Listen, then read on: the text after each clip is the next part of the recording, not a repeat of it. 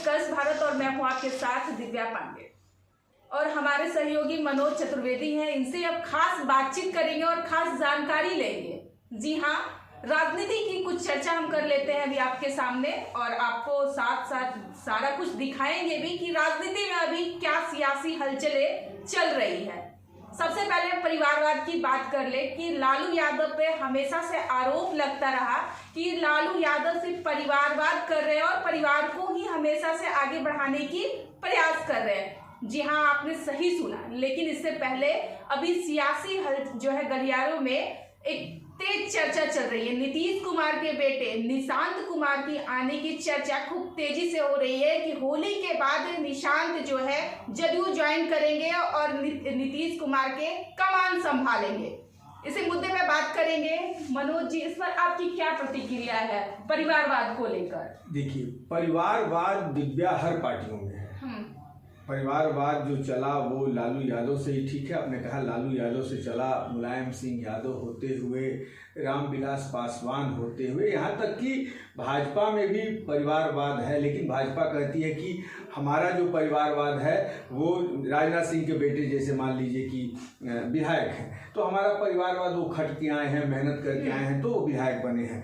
लेकिन जो इन पे परिवारवाद का आरोप लगता है, अब यदि लालू पे लगा तो लालू ने अपने बेटे को सीधे लॉन्च कर दिया, उप मुख्यमंत्री बना दिया, मंत्री बना दिया, सीधे लॉन्च किया। रामविलास पासवान ने अपने बेटे को सीधे लॉन्च किया, भाई एकदम सीधे। 1 साल के डिस्टेंस, 2013 में तेजस्वी यादव, 2014 में चिराग को जमुई से टिकट देते हैं, जीत जाते हैं। रामविलास पासवान उस समय जिंदा थे।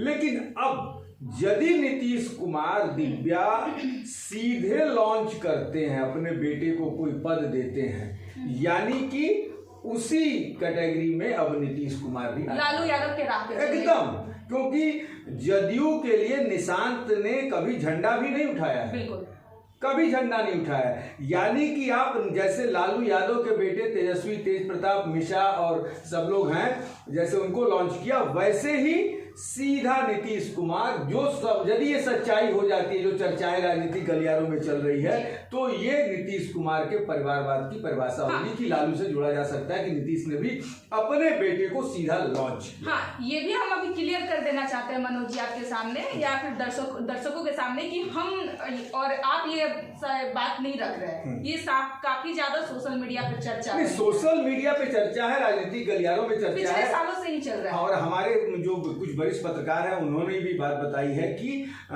निशांत को लॉन्च करेंगे। और निशांत, देखिए निशांत एक तरीके से आपको याद होगा करीब 6 महीना पहले निशांत मीडिया के सामने एक जगह पड़े थे, छोटा एक माइक खरीद रहे थे, तो लोगों ने पूछा कि हमको इससे कोई मतलब नहीं है, मैं अध्यात्म राजनीतिक बयानों से बचना चाहते थे, मैं अध्यात्म की तरफ हूँ। लेकिन आज से करीब 1 महीने 20 दिन पहले फिर वो मीडिया के सामने आए और उनसे पत्रकारों ने पूछा कि भाई क्या कहेंगे नीतीश जी के बारे में। तो उन्होंने कहा कि भाई नीतीश जी, पापा बड़ा अच्छा काम कर रहे हैं, आप लोग पापा को वोट दीजिए, ये उन्होंने कहा था।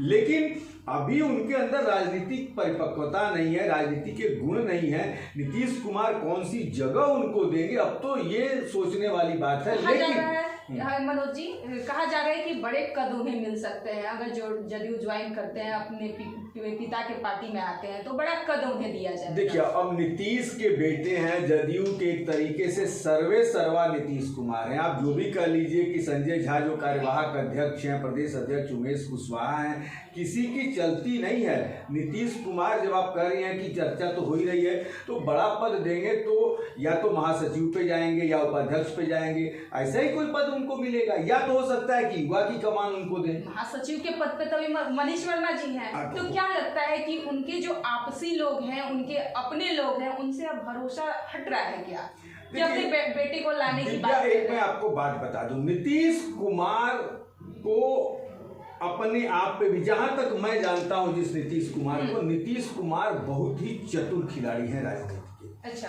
वो अपनी गलतियां भी खुद देख लेते हैं कि मैंने ऐसी गलती की थी तो आगे जाकर क्या हमको पछतावा हुआ।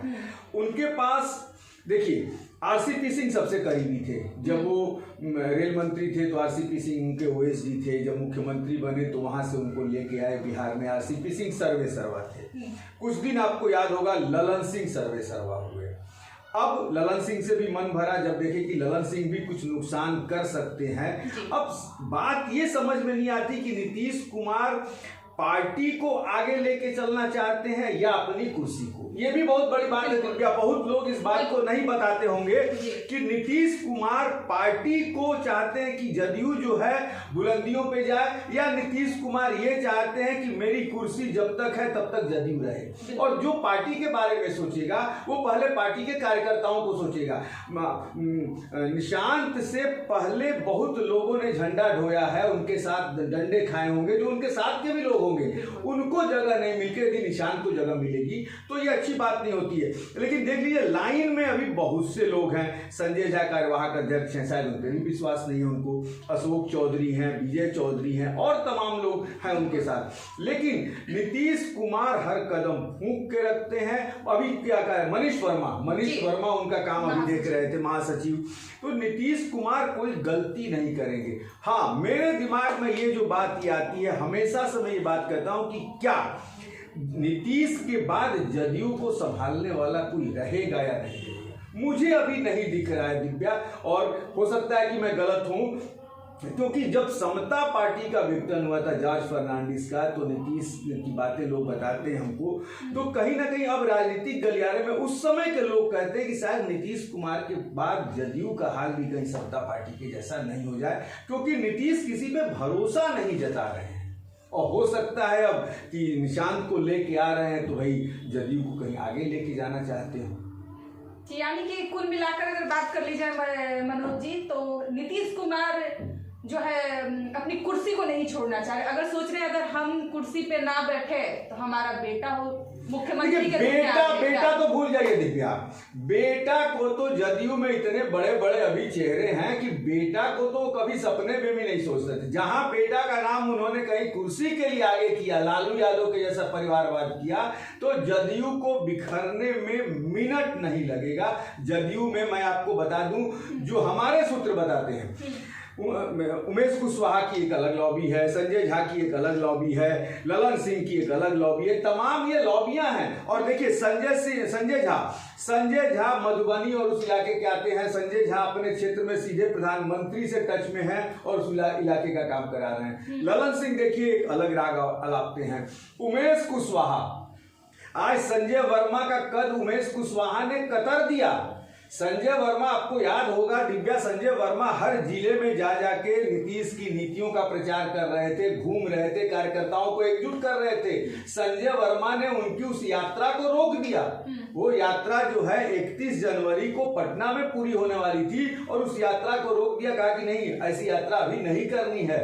तो जदयू में भी अलग अलग खेमे हैं और ये नीतीश के लिए इतना आसान नहीं होगा दिव्या कि निशांत को एकदम से आगे करके कोई ऐसा मलाईदार पद का मतलब कोई मंत्री नहीं कि ऐसा दे दे जहां से निशांत जो है पार्टी के सीनियर नेताओं को कमान संभाल सकें। ऐसा जदयू में नहीं होने देंगे। जदयू में बड़े दिग्गज नेता हैं।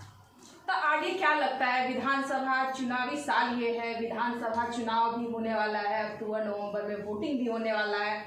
जिस तरीके से चुनावी माहौल में सुनने को देखने को मिल रहा है राजनीति में, तो ऐसे में क्या लगता है कि नीतीश कुमार जो है परिवारवाद को लाने की प्रयास कर रहे हैं, जबकि वो ना किसी स्टेज पर लाए हैं, ना कभी मंच पर लाए हैं अपने बेटे को, ना उनके बेटे कभी राजनीति में कोई दिलचस्पी लिया है, लेकिन अब ले रहे हैं। मुझे जहाँ तक याद है दिव्या, आज तक बेटे के जन्मदिन के दिन भी एक ही फोटो आज तक मीडिया में है जो नीतीश कुमार उनके कमरे के अंदर जाके गुलदस्ता देते हैं।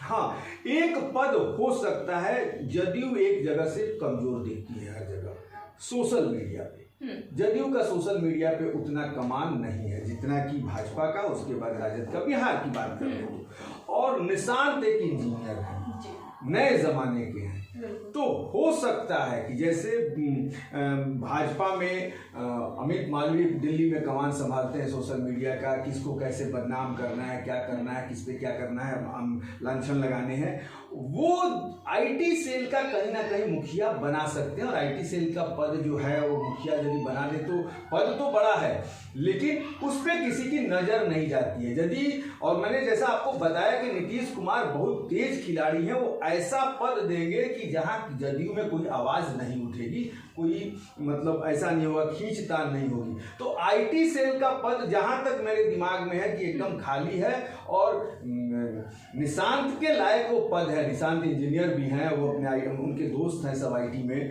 तो बैठ के उसके लिए मैंने आक्रामक प्रचार की प्लानिंग हो सकता है कि निशांत को वो दे।